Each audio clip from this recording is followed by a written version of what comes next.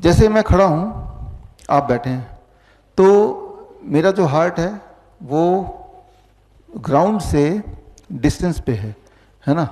लेकिन अब अगर मैं बैठ जाऊं तो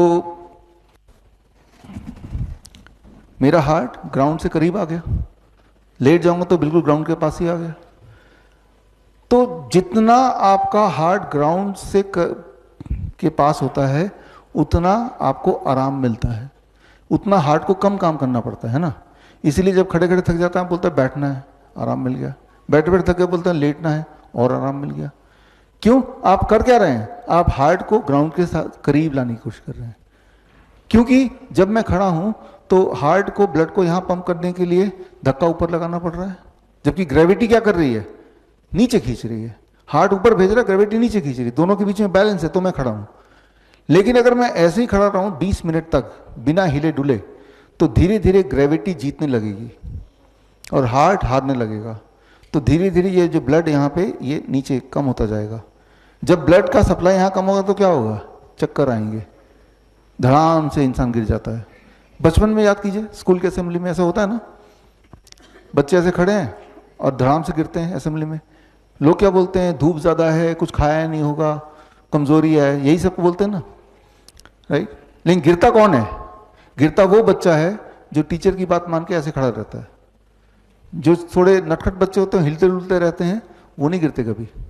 क्योंकि जब आप हिलते डुलते रहते हैं, जैसे मैं अभी हिल डुल रहा हूं, तो यहां पे एक और हार्ट है, सेकेंड हार्ट, काफ मसल। ये calf muscle aids the heart to pump the blood up.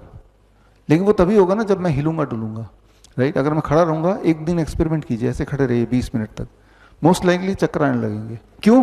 क्योंकि आपका ग्रेविटी जीत रहा है, ब्लड नीचे आ रहा है। तो मैं इस उदाहरण से ये समझाना चाह रहा हूं कि आपका ग्रेविटी पर, आपके बॉडी पर ग्रेविटी का इन्फ्लुएंस हर पल है। इस इन्फ्लुएंस को मैनिपुलेट करके हम कई सारी इमरजेंसी सिचुएशन को ठीक कर सकते हैं। कैसे? इसको समझिए कि जैसे ही बेहोश हुआ वो तो गिर गया ना, लेट गया। लेटते ही उसका हार्ट, उसका ब्रेन, बॉडी का सारा पार्ट एक ही लेवल पे आ गया। अब दोबारा से सर्कुलेशन स्टार्ट हो गया, ठीक से ब्लड पहुंच गया ठीक से, तो 2-3 मिनट के अंदर होश आ गया उसको। लेकिन उस 2-3 मिनट में आप सब क्या करेंगे? पैनिक करके कोई पानी छिड़केगा, कोई मंत्र पड़ेगा, कोई झाड़ फूक करेगा, उसे तो उठ ही जाना है।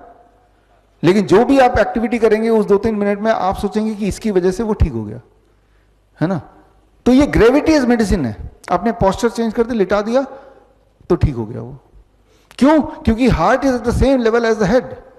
अब हार्ट को उतनी ताकत लगानी नहीं पड़ती, सर्कुलेशन रिस्टोर हो गया। तो पोस्चर को बदल के बड़ी से बड़ी बीमारी का आसान से आसान इलाज घर बैठे ही हो सकता है। अधिक जानकारी के लिए कांटेक्ट करें nearest doctor BRC clinic @home।